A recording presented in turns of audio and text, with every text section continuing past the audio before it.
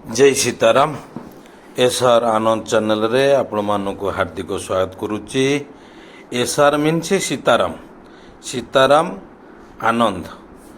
सीताराम आनंद channel रे आपण मानक हार्दिक स्वागत करुच्ची। ये वीडियो तो आज अच्छी प्रकार छेना केमती छिंडेबे आपण देखु। आम मंदिर यहाँ हूँ गाय क्षीर। यदु क्षीर को केमती फास्ट गरम कर नेबे एमती आमर कड़े गरम करा जाए। आज जी गरम करे सी नहांती, तेणु ता एग्नेस्ट रे मते आज बैटिंग करिया को पड़ुची। बैट्समैन नहांती, तेणु मते बैटिंग करिया पड़ुची आज। अर्थात मते छेना छिंडिया पड़ुची। ये सब शिखा दरकार। ये सब ज्ञान जानी थे आपण मानकर बा आम मानकर काम लागिवो। क्षीर को एमती गरम करि नेबे। एमती बहुत समय क्षीर गरम होगी फुटब। गरम हो फुटी सारा पर क्षीर को कौन करेंगे ना धीरे धीरे छाड़ीदेवे। किसी समय छाड़ीदेवे, तार जो गरम टिके ठंडा हो आसब। तापर ठंडा हो सारा पर आपण आउ गोटे साइड मो साइड मो पाखे ये कर देखु। आउ गोटे भिडियो माने आउ गोटे साइड चूल्हा अच्छी। से जो चूल्हाटी अच्छी सी चूल्हे मु कौन करुच्ची ना ये रखी कौन छेना पानी। छेना पानी गोटे अलग आमर टबर अच्छी।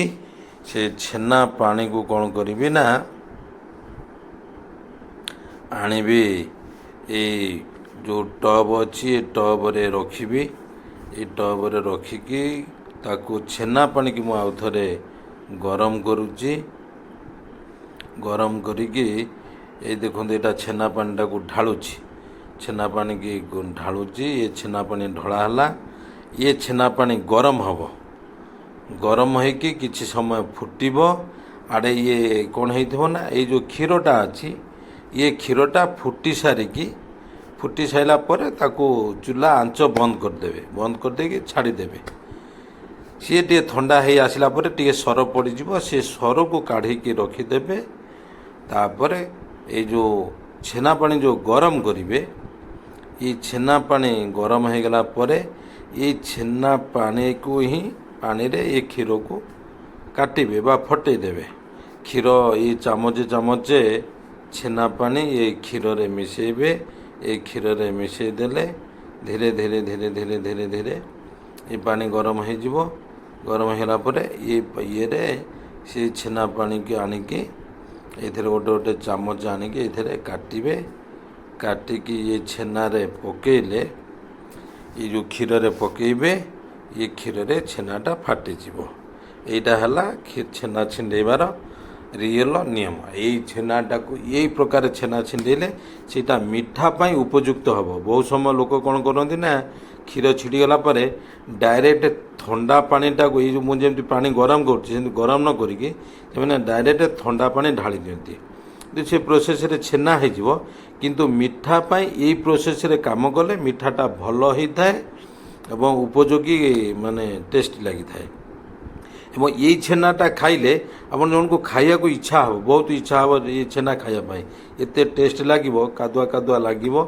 छेना चीनी टिके पकेदे पकईकि मिसेकी खाइबे बहुत टेस्ट लगे। किंतु आयुर्वेद लिखुची मना करुच्ची आपन डायरेक्ट छेना रे चीनी न पकईकि डायरेक्ट खाली छेना खातु सेटा ठीक आसीज माने भल बॉडी पाई।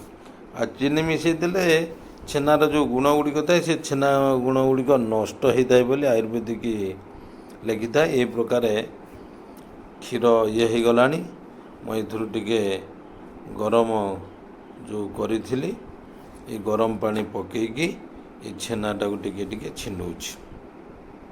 छेना छिंडीजीव।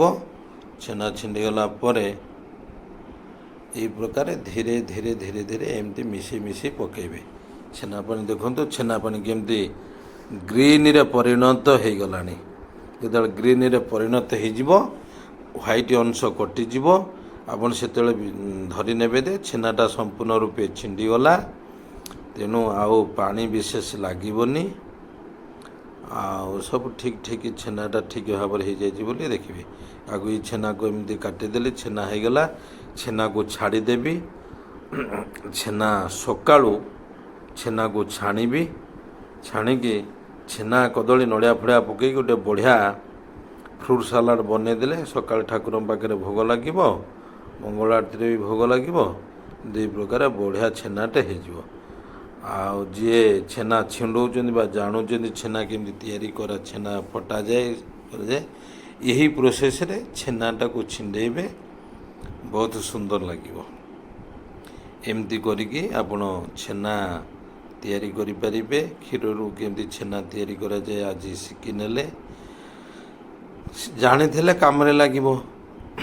ତେଣୁ ଆଜି ଆମେ ଏଇ ଜ୍ଞାନଟା ଜାଣିଥିଲୁ ବୋଲି ଆଜି ଦରକାର ପରା ନାସ୍ତି ଆତ୍ମସମବଳଂ, ଆତ୍ମସମବଳ ଠାରୁ ବଳ ନାହିଁ କୁହାହେଲା।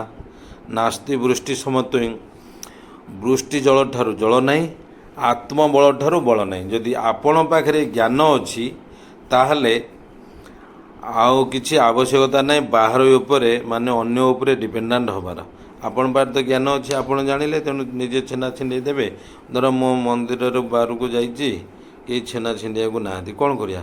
ସେମିତି କ୍ଷୀର ପଡ଼ିକି ରହିଥିବ, ମୁଁ ଆସିଲେ ଫଟେଇବି। ମୁଁ ଯାଇଥିବି କୁଆଡ଼େ ବାହାରକୁ ମୋର କାମରେ କଲେକ୍ସନରେ ଯାଇଥିବି କି ବୁଲିବାକୁ ଯାଇଥିବି, ଆସିଲା ବେଳକୁ କେହି ଛେନା ଛିଣ୍ଡେଇ ନଥିବେ ଯଦି ମୋତେ ଛିଣ୍ଡେଇବାକୁ ପଡ଼ିବ। ତେଣୁ ସମସ୍ତଙ୍କ ଜ୍ଞାନଟା ଜାଣିଥିଲେ, ଯେ ରୋଷେଇ ଡିପାର୍ଟମେଣ୍ଟ ଥାଏ ଏସବୁ ଜାଣିଥାନ୍ତି, ଜାଣିଥିଲେ ତାଙ୍କର କାମରେ ଲାଗିବ। ଓ ମୁଁ କେଉଁଠିକି ବାହାରକୁ ଯାଇଛି, କିଏ ଗୋଟେ ଏମିତି ଅସୁବିଧାରେ ପଡ଼ିଛି, ଜ୍ଞାନଟା ଜାଣିଛି, ମୁଁ ତାକୁ ଶିଖେଇଦେବି ଛେନା କେମିତି ଛିଣ୍ଡାଯାଏ, ସେମିତି ଛେନା ଛିଣ୍ଡେଇବେ। ଆଉ ପ୍ରୋସେସିଂରେ ହେଇଗଲା, ଆଉ କ'ଣ ଅଛି, ଛେନା ବି ହେଇଗଲା, ଆଉ ଆମ ପାଇଁ ଜ୍ଞାନ ବି ମିଳିଗଲା, ସବୁ ପ୍ରକାର ଠିକ୍ ଅଛି। ଏଇ ପ୍ରକାର ଛେନାଟା ଛିଣ୍ଡାଯାଏ। ନୂଆ କରିକି ଭିଡ଼ିଓକୁ ଆସିଥିଲେ ଲାଇକ୍, ସବସ୍କ୍ରାଇବ୍, ସେୟାର କରିବାକୁ ଭୁଲିବେନି। ଜୟ ସୀତାରାମ।